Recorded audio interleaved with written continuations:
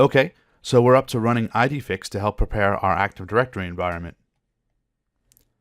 Now, IdFix is a pretty simplistic but extremely useful tool to help identify potential issues with on-premise Active Directory environments before attempting to synchronize the users with Office 365. It will read users from AD and show you where the attributes or property values may violate constraints for Office 365, and it even gives you the opportunity to make the corrections right there. By default, it imports all user objects, but you can give it scope by specifying an LDAP path to limit what's imported. It doesn't actually connect with Office 365, so there's no risk with this tool of synchronizing your environment prematurely. As a reminder, this was originally called DirSync, but was changed to Azure AD Sync or AAD Sync, but has now been changed again to Azure AD Connect. Be aware that people still refer to this method as the DirSync method, only we now use the Azure AD Connect tool to accomplish this process. So when you're ready, you run the IdFix program and initiate a query request to a domain controller, and this reads the users from Active Directory. You can then review the potential issues and decide whether you want to fix them manually in AD or fix them right there in the IdFix window. If you choose to make the changes in IdFix, it will then attempt to write the new attribute values back to Active Directory. IdFix will even make suggestions if it's something as simple as removing non-supported characters or leading spaces. And once the errors have been corrected, you can then set up your directory synchronization and be confident that there shouldn't be any errors. Fixing errors after an initial synchronization can be difficult and time-consuming in large organizations, so you want to make sure you make as many corrections as possible in advance. You don't have to write all the users back to AD, only the ones that you choose to fix from the IdFix program. And there's three options you can pick in the action window. Edit means you want to write what is in the update column back to Active Directory. Complete means do nothing. This is useful to use when you want to keep track of which of two duplicates to leave alone, or just to signify that you've reviewed it or have already made the changes manually. Remove will remove the value from AD completely, so be careful with that one. And you can't choose fail, but the tool will change the action column to fail for any update or write action that was unsuccessful. Generally, this is because the user or properties have changed since the query, or because you're running the tool without the proper privileges to AD. And there's a section in the settings to use alternate credentials to perform queries and actions, but I've not been able to get this to work. And from what I've read, this is for integration with other LDAP-compliant directory services, although I'm not aware of anything other than AD that's officially supported anyway. So you're better off just running the program under a user account that has read-write access to Active Directory, such as a domain admin. There's also an undo action that can be used in conjunction with a transaction log that IdFix maintains, so it can roll back changes. Basically, it'll read old values and write those older values back.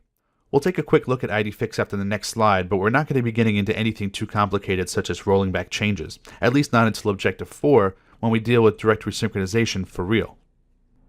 So the download for IdFix tool is pretty simple to find. Just search for it and you should get the URL listed at the bottom here. It doesn't require an installation, it's just a standalone exe tool. It is recommended not to install this directly onto a domain controller, and that's generally good advice for any piece of software. However, it should be installed on a domain joined computer, such as a member server or a workstation. It requires .NET 4.0, which should already be loaded onto Windows 2008 and 2012 servers. It needs to be installed on a 64-bit operating system, and as mentioned, it should be run while logged in as the user with read-write access to Active Directory. There's also some memory and storage requirements that we'll look at on the demo, but to be honest, they are way more than what's really needed for small and medium-sized environments. For example, Microsoft wants you to have 4 GB of RAM and 10 GB of hard drive space before installing. We'll be testing this on a server with 1 GB of RAM, and it'll run just fine since we have a very small AD environment. For exam purposes, however, the documented minimum is 4 GB of RAM and 10 GB of storage. Okay, let's take a look at IdFix. So, we're in our Amazon lab environment, and we're on a member server, and this is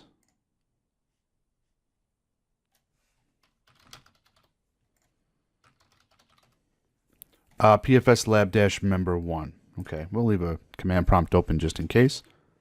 So I've gone ahead and Googled IdFix download. I'm going to click on the first link here. And we can come down, we can see details, as well as system requirements and installation instructions. Here's your 4 gig RAM and 10 gig hard drive space. Here's your supported operating systems, and these are just a minimum. And just says download it and just run it.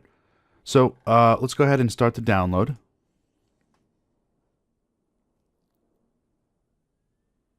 Don't need to authenticate to Microsoft or anything. It downloads as a zip program. And as you can see, all that's included in the zip file is the application itself and a guide, a Word document. So I'm going to jump back to downloads here and we'll extract all. We'll leave it in the downloads IdFix folder. That's fine.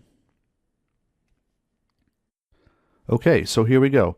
Let's go ahead and run this. There's a little bit of a warning here about privacy, saying that this particular application has a privacy statement that's separate from Microsoft Office 365. And that's fine. It collects data, does not send any collected data back to Microsoft or its partners. So very simply, this is the first time I'm running this. All I have to do is click query. I'm logged in as a domain admin, and it knows based on the domain that this computer is joined to what the domain in the Active Directory environment is. So just hit query. It just read from Active Directory all the users that it wanted to, and it came up with a bunch of potential errors if we were to try to synchronize this Active Directory environment with Office 365. Now, if we make this window a little bigger here, we could see right off the bat that almost all the errors refer to something called top-level domain. And that's because our PFS Lab environment has a non-routable domain, pfslab.local. And that was done on purpose because we want to see how we're going to handle this when it comes time to do the directory synchronization. But for now, in Objective 1, we're just going to be looking at this particular account, Badman Jones. And Badman Jones has two errors. It has a character error and a top-level domain. So what's the character error here? Well, we might be able to tell just from looking at the value that it pulled, as well as the suggestion. And what it basically is saying is that there's a space here, as you can see. So B Jones space 1, and it wants to correct it to B Jones 1 and remove the space. Now, that's just a suggestion. I can come in here and I can edit this and make this 2. I can come in here, I can edit this and just take out the 1 completely. Whatever I want to put in the update column. And again, this isn't making changes in Active Directory yet. So let's jump back to Active Directory. I have my Badman Jones here just to show you. If I jump to the account, you can verify that the username is bjones space 1, which is not a very well-named user account. So we do want to change this. We do want to take the space out. So we are going to accept the suggestion that IdFix made. Now, if we come up to the top here, we've got two different things here, accept and apply, accept and apply. Well, accept means that we're going to agree with the suggested update. And we're basically, if I were to click accept, it's going to change all of these to edit. And as we saw on the PowerPoint slide, all of these changing to edit basically means that when we go and hit apply, it's going to update the values in Active Directory to match what's in update. Now, for most of these top-level domains, it didn't make any suggestion. So editing them would not make any difference. However, it's not best practice to edit something if there's no change there. So I'm actually going to remove all these. I'm going to actually close this out, and we'll just run the program again. Okay. As you can see, it already creates logs now of when it's run. And also it'll create logs when we do the application, the apply, and right back to Active Directory. But here we go. I just maximized it. We'll take this Badman Jones. We'll accept that this bjones1.pfslocal is going to be the new name. We'll change just this one to edit. Okay. And then we can hit apply. Complete. So now if we go back into Active Directory, we'll go into the properties of Badman Jones, and we'll see that that username no longer has a space now. So we were able to run IdFix to determine that there was a space that shouldn't be there. We took IdFix suggestion, but we could have edited this manually. We changed the action to edit. All the others were left blank, which means when we hit apply, nothing happened. And we got it complete, meaning it worked. And that means if we were to query this again, we shouldn't see any errors, any character errors. We'll still see the top level domain errors for now. And there we go. B Jones is no longer showing up as a character error because that change has been written back to Active Directory. So we can export to CSV or LDF file if we wanted to. We can use the LDF file to make changes to Active Directory if we didn't want to trust the program to do it for us, or if we weren't running the program with user credentials that had write privileges, only read privileges, we'd only be able to query. We wouldn't be able to write back, but we could export to an LDF and then use the LDF to import the changes into Active Directory. We can also import CSVs if we wanted to create users that we're going to write back to Active Directory. And then we have the undo, which we'll get into in Objective 4 about how we can undo changes by using the transaction log that it maintains. This smiley face here is for sending feedback to the people who wrote this. And let's go into settings. There's not very many settings here. So there's this top one here, multi-tenant versus dedicated. And that has to do with when we synchronize to Office 365, will we be synchronizing to a tenant that is a multi-tenant environment or to an Office 365 dedicated tenant? Now, 99% of the people will be synchronizing to a multi-tenant environment. Office 365 only hands out dedicated environments for very large organizations. So unless you know that you have one, you can assume that you have a multi-tenant environment. And all that means is that it applies different rules to the values because the dedicated tenant and the multi-tenant environments for Office 365 have different rules of what violates constraints. So in order for it to determine if there's a possible error, you need to tell it whether to follow the rules for multi-tenant or dedicated. There's also an LDAP filter here. As we can see right now, it's filtering objects based on object category equals person or object category equals group, which is fine. You can select the port you want to use, as well as a search base. So as you can see here, I can actually specify an LDAP path if I don't want to import all the persons or groups in a particular domain. I only want to start at a certain nested path or OU. I can enter that search base here in the LDAP format.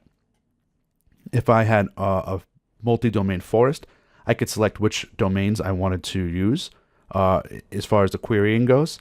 And if I had something that was not Active Directory but LDAP compliant in another way, I could use just a LDAP query, not an Active Directory query, as well as additional credentials. But as mentioned, for Active Directory, I have not been able to use other credentials to success. So it's best to just run this with the logged in user having the read-write ability to Active Directory. And that's it.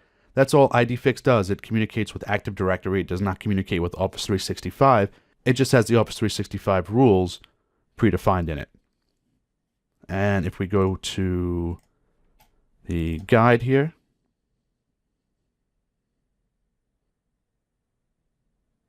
you can see that there's pretty extensive information on how it works and what it's doing and what the different error explanations are. So here's the one we had. Character. The value contains a character which is invalid. The suggested update will show the value with the character removed. Top level domain. This applies to values subject to RFC 2822 formatting. If the top level domain is not internet routable, then this will be identified as an error. For example, if an SMTP address ending in .local is not internet routable and would cause this error, which is our case exactly. Okay, so that's it for this time around with IdFix. Next up, we'll look at creating a test plan or use case.